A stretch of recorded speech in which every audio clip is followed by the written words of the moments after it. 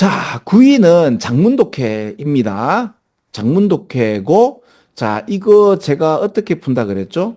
제일 마지막 요렇게 읽어서 위로 한번 요렇게 가보면 되죠. 그래서 만약 철학이 범위가 넓어지기를 바라고 제한되는 걸 피하고 싶다면 말이죠. 그러니까 이제 국가나 종교적 전통에 제한되는 철학이 그러면 안 되겠죠. 그죠? 그런 거를 피하려면은 이게 트랜슬레이션 모델이 필요하고요.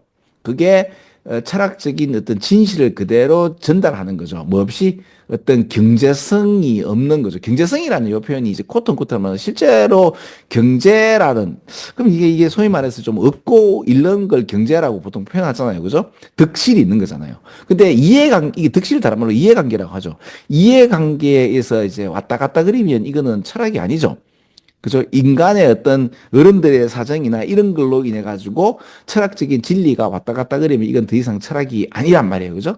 그 요소까지 읽을 때 요런 어떤 느낌을 여러분들이 받아야 되고 그럼 요렇게 했을 때 가장 여기서 중요한 말들 같은 경우는 이제 철학에 관련돼서 트랜슬레이션 모델이 필요하다라는 요 얘기하고 요게 핵심 단어죠.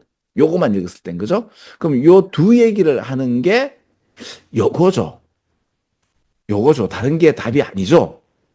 그러면 일단 답을 2번으로 잡아놓는데 이거는 5초도 안 걸린단 말이에요. 그죠? 요렇게 잡아놓고 한 번 더 올라가는 거죠. 그러면 철학, 대충 내용을 파악했잖아요. 그죠?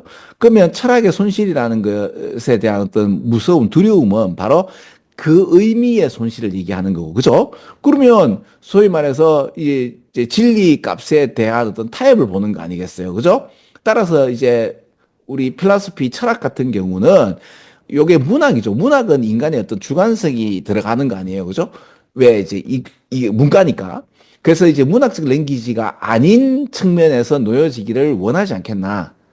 그죠? 왜 이 경제적인 어떤 플럭추에이션 왔다 갔다 손실과 개인이 아니고 있는 그대로를 간다면 이건 논 리터럴 랭귀지 오는 것이 좋을 것 같은데 내가 봤을 때 그래서 express itself in unstylish 그러니까 스타일리시 되는 것이 literary 랭귀지 아니에요. 스타일이 없는 거죠. 그죠? 랭귀지 수학 같은 거 아닙니까? 근데 그대로 수학 같은 라이팅이라면 이런 상황이면 요게 요 파랗게 한번 해 볼게요. 요 얘기죠.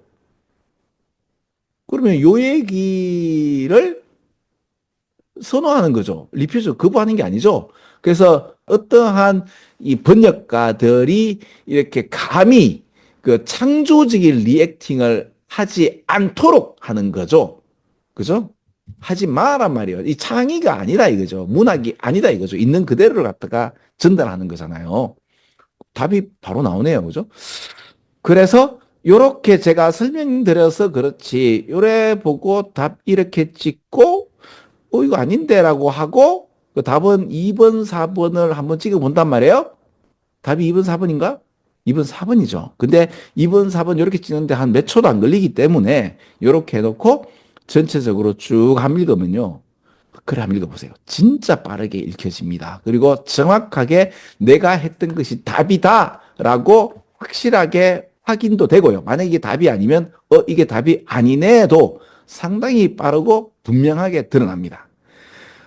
처음부터 영차 읽었을 때는 그러지 못한 것들이 마지막을 읽고 난 뒤에 위로 갔을 때는 훨씬 빠르고 제대로 읽혀집니다. 자, 그래서 수능 문장을 읽을 때 제가 제안드리는 방법은 제일 마지막에서 위로 한 칸 좀 올라가고 위에서부터 한번 읽어보시라. 그러면 웬만하면 답이 바로 얻어 걸리거나 또 쉽게 풀어진다는 것을 제가 계속 주장하고 있죠. 그죠? 그리고 그러다 보니까 생기는 응성함 이런 것들도 제가 계속 고발하고 있습니다.